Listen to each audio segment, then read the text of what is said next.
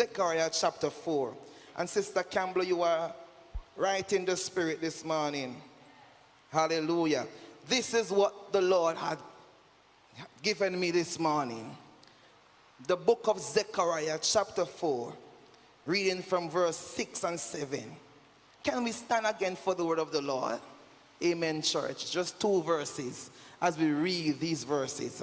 And he answered and spake unto me, saying, This is the word of the Lord unto Zerubbabel, saying, Not by might, nor by power, but by my spirit, saith the Lord of hosts. Verse 7. Who art thou, O great mountain, before Zerubbabel? Who art thou, O great mountain, before Waltham Park?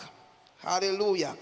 Thou shalt become a plain, and he shall bring forth the headstone thereof with shoutings, crying, Grace, grace unto it. This is the word of the Lord. We honor it by saying thanks be to God. You may be seated all over this place this morning. Hallelujah. I want to speak to us this morning from a theme, the church's engine.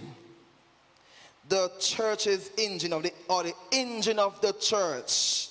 The engine of the church.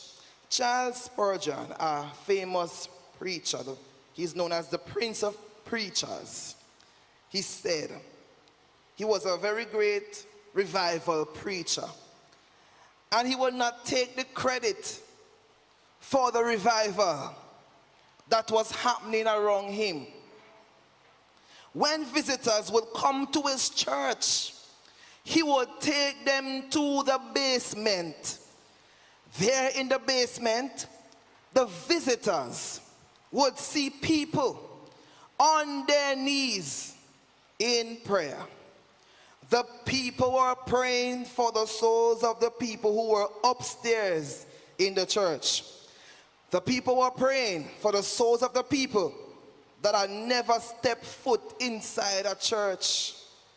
The people were praying for Charles Spurgeon himself as he preached God's word. The people were fervently praying to Spurgeon. The prayer meeting was the most important meeting of the week. The prayer meeting was the powerhouse of the church, according to Spurgeon. Spurgeon called this basement room the furnace room. Spurgeon said that it was this room and not his preaching that brought about revival. This morning I'm here to let us know that prayer meetings, as we pray, prayer is the engine of the church. Hallelujah. I believe that a church without prayer is a dead church. Anybody believe that with me? I believe that we need to pray as a church. For if we can evaluate the effectiveness of our ministry and the impact of the ministry, it must be anchored on prayer. For show me your prayer meeting, and I will show you how powerful and effective and impactful your church is. I'm here to suggest to us that as a church community, that prayer must become central. That prayer must be the center of all that we will do. That outside of prayer, we will be ineffective. We will not hit the nail. We will not hit the nail on the head. We will miss. And so I'm here to encourage us that we must pray. For the Bible says that men ought to always pray and not faint. If we do not pray, we are going to experience fainting spells.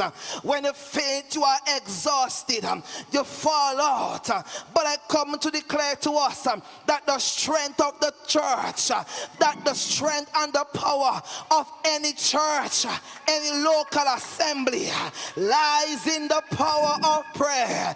For prayer will strengthen our feeble knees. For prayer will give us victory.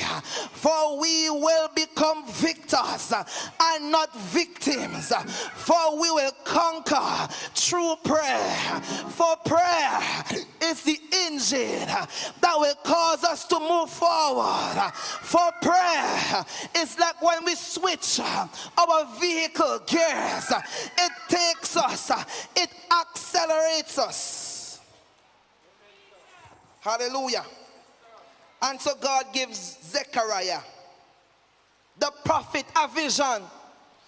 Zechariah didn't understand what the vision meant. Like some of us, sometimes God gives us a vision and it's so complicated.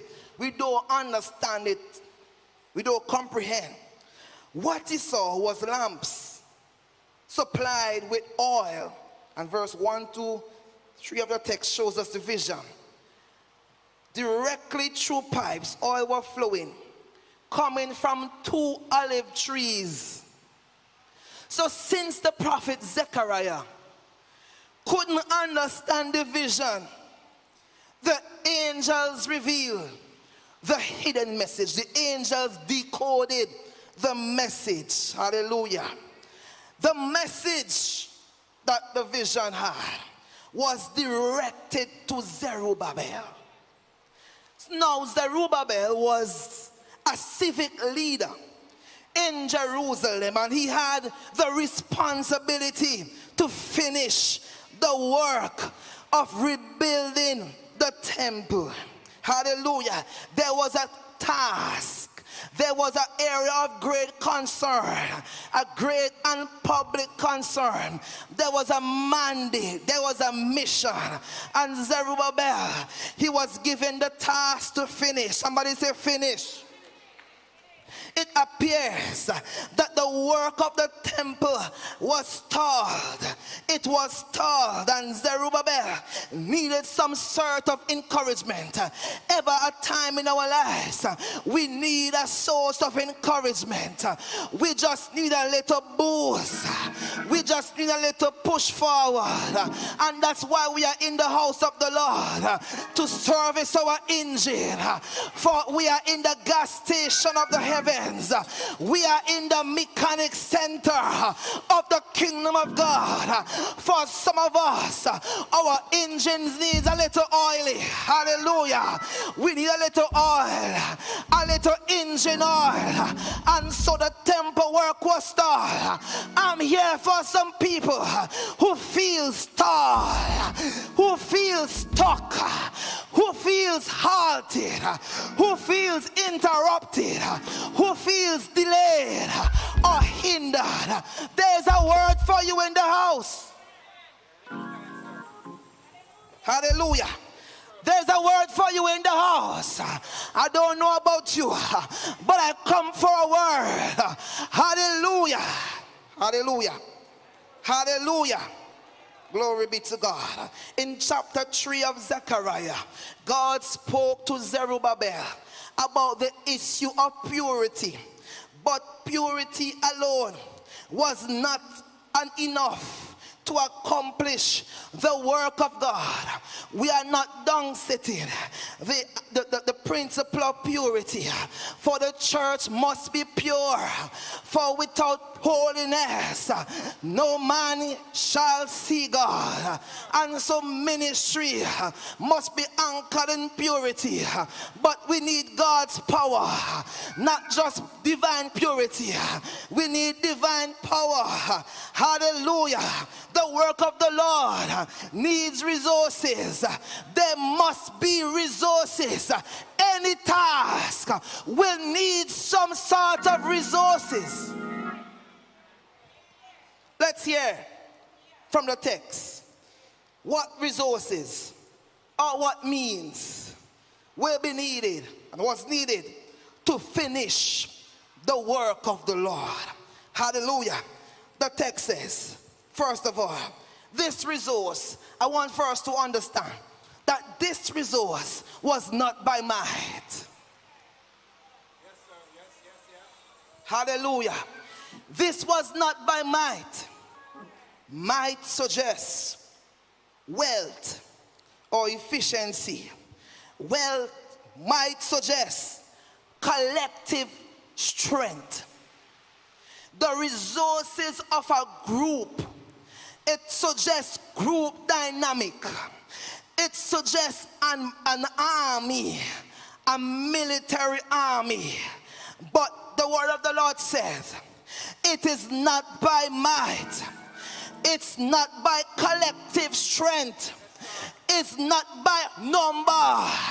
It's not by quantity. Hallelujah. It's not by the resources of many. It's not by the strength of the army. It's not by our efficiency. It's not by educational might. It's not by military might. It's not by governmental nor political might. Hallelujah. It's not by might. It's not by our collective effort. Not by the strength of the multitude. Not by the strength of numbers. Not at all, because Gideon experienced it. Hallelujah. For God boiled on Gideon's army to 300 men. Hallelujah. And it still defeated the enemies of God's people. It's not by our might. It's not by our number. It's not by our own giftings alone and intellect. Hallelujah. It's not by how bright you are. Hallelujah. It's not by how good you sing alone. It's not by might. Secondly, the text allows us to see not only the resource was not by might, it wasn't by power either. Power suggests, on the other hand, so might is collective strength, group. Power suggests individual strength or ability. Hallelujah. It's not by our individual strength. It is not by our ability. It's not what we can do in and of ourselves. Hallelujah. It's not by our own power, not our own strength. For the arms of flesh will fail. For we need a greater strength than our strength. Because our strength is limited. Our own strength can run out. Our own energy can run out. Our own motivation can run out. It's not by your individual strength. Hallelujah. That's not the resource that would accomplish the task before us. But the text says, the text allows us to see. The text didn't just leave us wondering, what is it? Is the resource. But the text says, but by my spirit. Oh God in the house. But by my spirit, said the Lord. Hallelujah. We could have a praise break right there. The Lord of hosts. Hallelujah. By my spirit, said the Lord, the Ruach, the breath of God. I'm here to declare to us that the Spirit is needed for God's work. For the engine of the church must be empowered by the Spirit of God. For the engine of the church must be serviced by the Spirit of the living God. For we need spirit resource. We need the resource of the Spirit of the living God. Thank God for financial resources. Thank God for for human resources, but we need spirit resource. For our weapons of our warfare are not carnal, but they are mighty through the pulling down of stronghold. We need a resource of the power and the Spirit of God, the dunamis power, the powerful God, the breath of God, the wind of God, the Spirit of the living God, the wisdom of God, the might of God, the counsel of God. Hallelujah. Do I have a church in the house? Come on, make up some noise in the house, man. Hallelujah. Hallelujah. Hallelujah. We need a spirit resource. Hallelujah. Church without the Spirit can't work. It's like a vehicle in neutral. Hallelujah. No matter how you press to go forward, you ain't going nowhere, my daughter. You're not going nowhere, my son, because you're in neutral. Hallelujah. But we need the Spirit of God, for there is acceleration that comes through the Spirit. There is progress that comes through a Spirit. Do you feel stuck? Do you feel halted? You feel like you're not going anywhere? We need the Spirit energy. We need Spirit power. We need to rev up the engine. As we pray, let's pray and rev up the engine, for we're moving forward. Forward still is Jehovah's will. Do the billows dash and spray with a conquering trot. We push ahead until we move. Roll the sea away.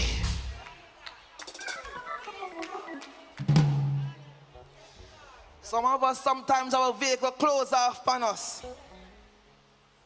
Hallelujah. But thank God we have a garage that has spare parts. Hallelujah. And when we come to service, we come to service for the task ahead. For there's a great work ahead. Hallelujah. And this would not be done by mortal hands. We need Jesus. Hallelujah.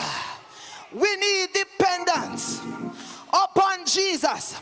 For Christ alone, this mountain will be moved. Without God, you can't do anything. But I hear Philippians say, I can do all things through Christ who strengthened me. My strength don't come from the earth. Alaboshata, Mandoroboshata, Makoshataya, Rikandorobosata. My strength is not from the earth, for earth is easy to be tampered with. It's fragile. The foundation, hallelujah, of carnality is unstable. I must connect to something greater than this dimension. For greater is he that is in me than he that is of the world. My strength comes from the Lord. My strength comes from Jesus, the creator of heaven and earth. No man can tamper with it. No man can mess with it. Nobody, no system, it can't crash.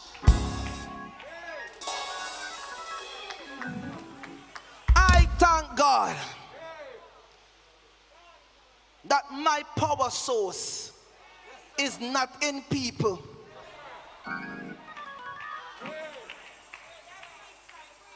I thank God that my strength is not anchored on men and women. Hallelujah. Hallelujah. Thank God for good friends. And thank God for good people who are supportive. But we can't anchor our life on carnal flesh. Hallelujah. The Bible said the arms of flesh will fail. There are points in your life that you need a savior, and you can't access your friend at certain time. There are some points that your back is against the wall. Hallelujah. Hallelujah. But I hear the hymn. I must have the Savior with me. Hallelujah. I can't walk alone. As a young preacher, I can't walk alone. The things of this world, it can't sustain me. The things of this world, it can't hold me up. Hallelujah. But my faith in Jesus will cause me to walk on water. My faith in Jesus will cause me to run through troops in a dry land. He's my water in a recession. He's my finance in a time of sickness. He's my hospital in a time of crisis. He's my lawyer. What a friend I have in Jesus. The Spirit. He was the breath that worked in creation. He was the force that parted the Red Sea. Oh Jesus, help me to preach the word this morning. He was the life in Ezekiel 37 that commanded the dry bones to come alive. There are some dry bones that God wants to breathe into. It's the Spirit. It's the Spirit. I've come to this place in my ministry that sometimes a trial strategy, you try all things, Sister Constantine. You try all you know, but it boils down. The Spirit, the Spirit, the Spirit, the Spirit. There are some things that you have to call on Jesus. Prayer bells of heaven. Hey, prayer bells of heaven. Prayer bells of heaven. How sweetly they ring, bearing a message unto Jesus.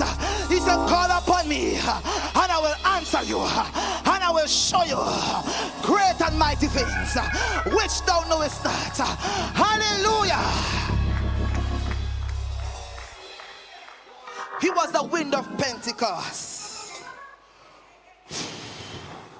He was the power behind David's stone.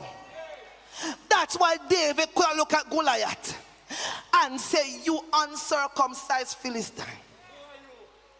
Who are you? Hallelujah. You come with spear. You come with javelin. You come with sword. But I come in the name of the Lord, our God, the Lord of hosts, the Lord of the armies of heaven. Angels will reinforce us. Angels will reinforce us. For we are not alone in this battle. For the battle is not yours. Hear the word of the Lord. It's not yours. It's the Lord. This mountain shall be removed.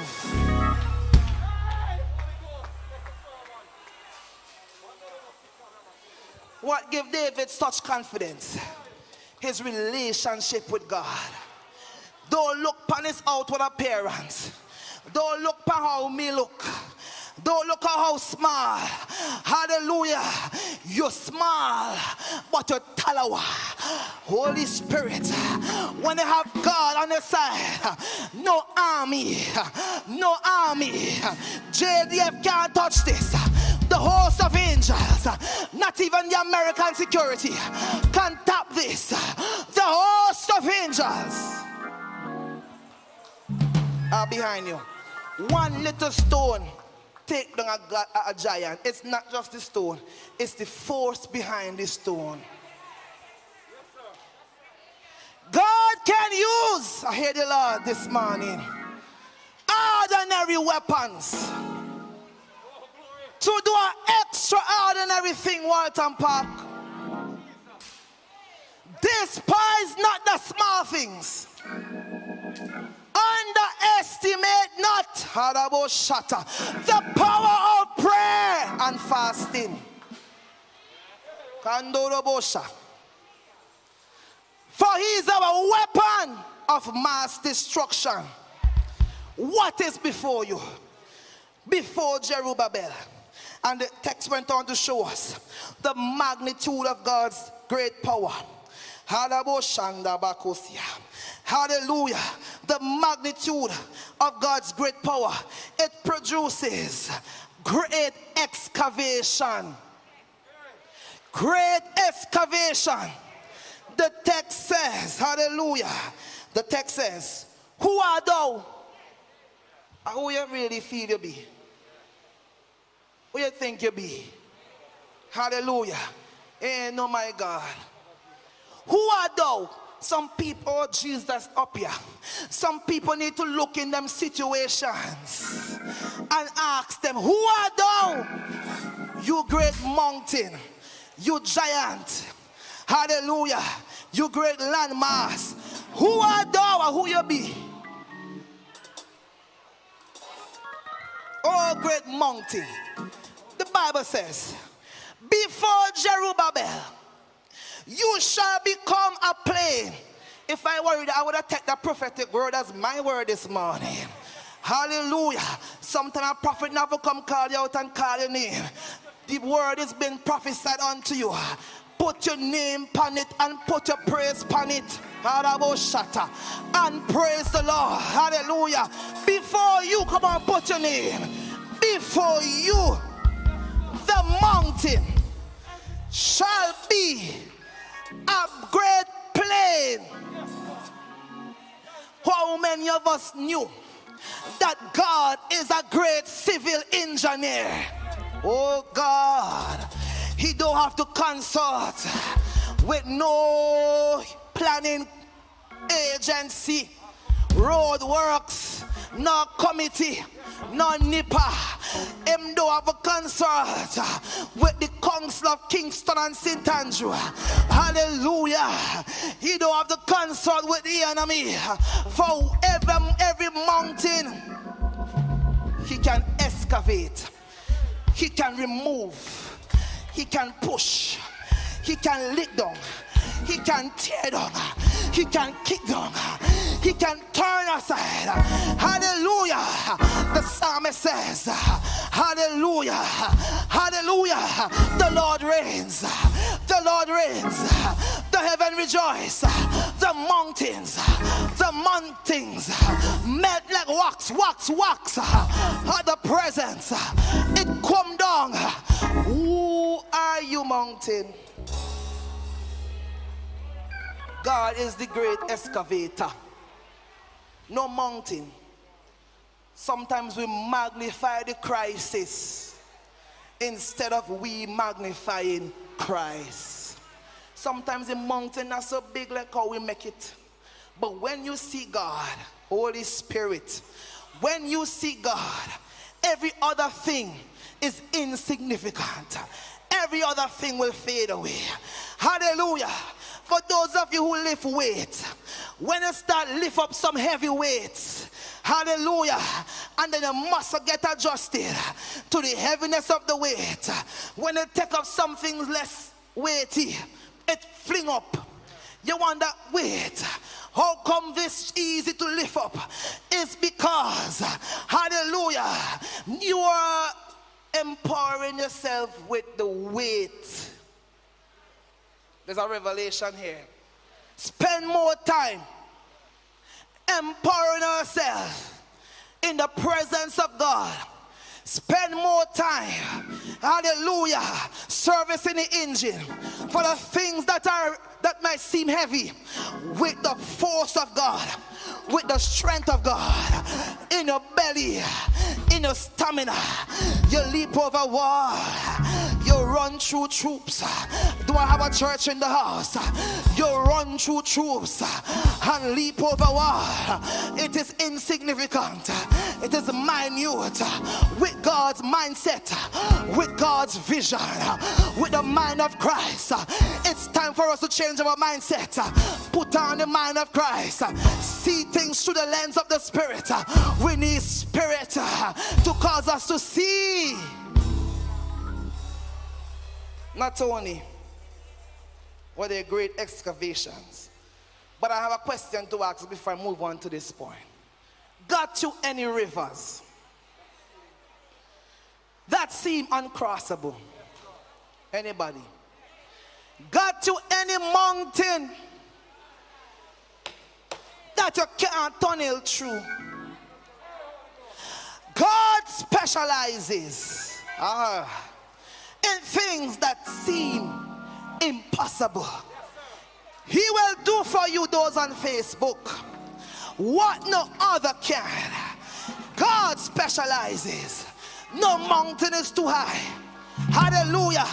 For our God, the Bible said, if you have faith like a mustard seed, you will say to mountain, be thou removed, and they are removed. The mountains of the world, hallelujah, shake and quake at the presence of God. For the earthquake, hallelujah, that releases Paul and Silas can quake and shake, oh God,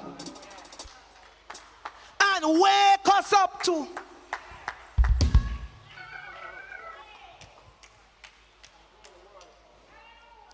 Not only was there great excavation, but there was graceful completion. The text says, graceful completion. The Bible said in verse 7, and he shall bring forth the headstone thereof with shoutings, crying, grace, grace unto it. God can create a great excavation as we seek to accomplish the work of God. But there is graceful completion. You complete it with grace. How many of us sometimes feel like you can't just give up? Let's be real. Sometimes you feel like just throwing the towel. Just quit. Say, me can't bother. Hallelujah. But Philippians chapter 1 and verse 6, our Teens Week 2020 memory verse.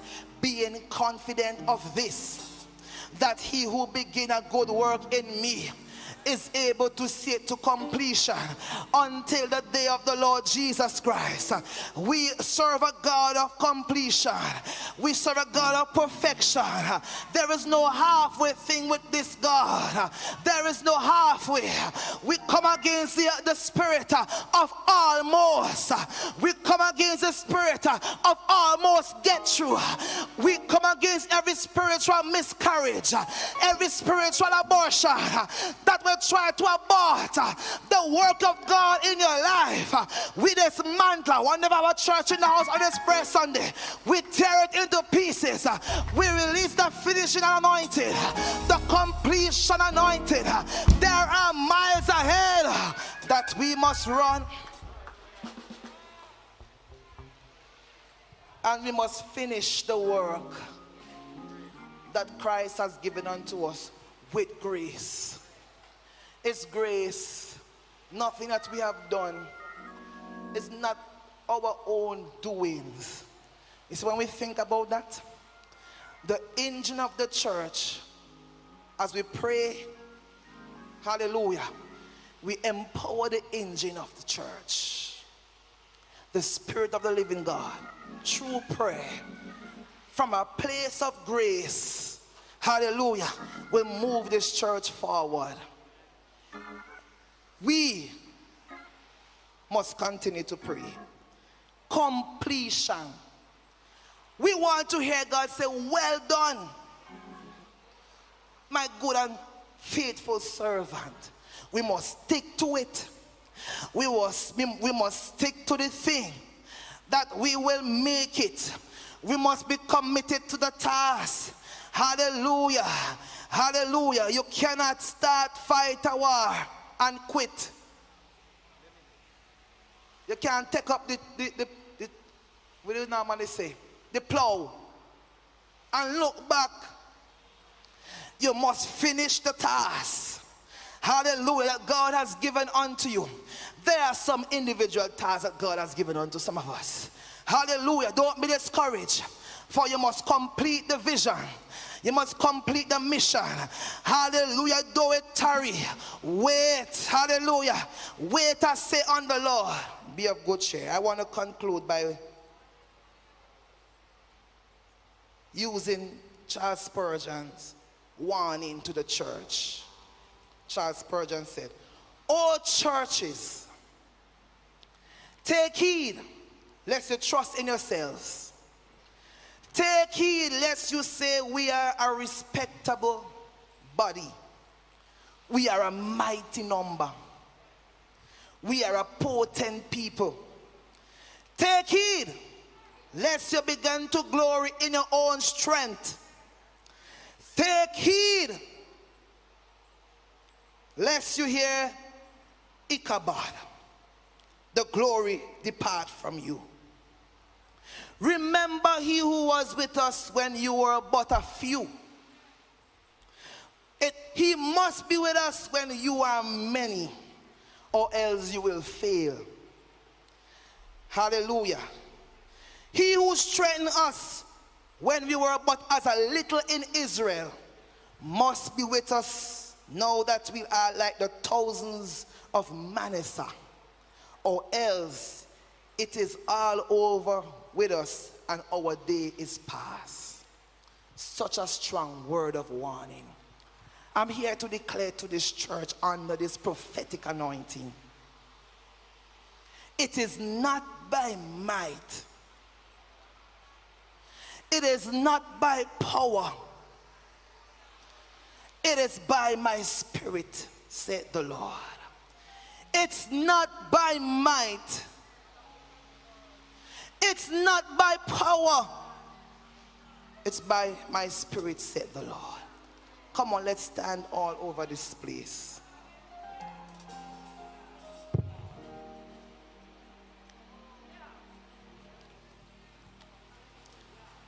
As we conclude our prayer Sunday,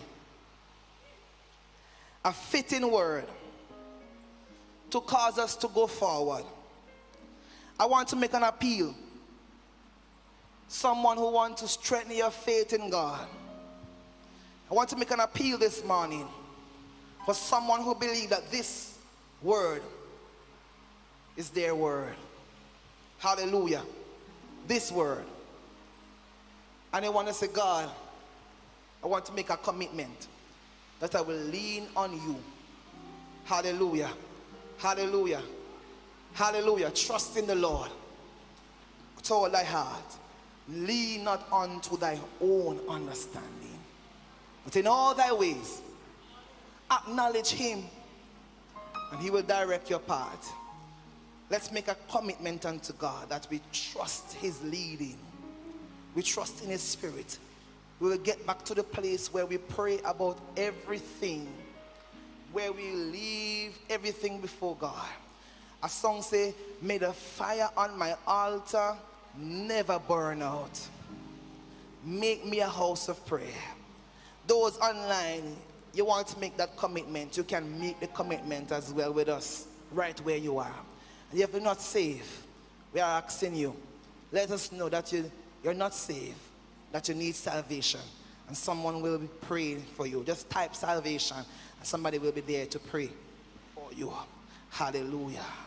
Hallelujah. Hallelujah.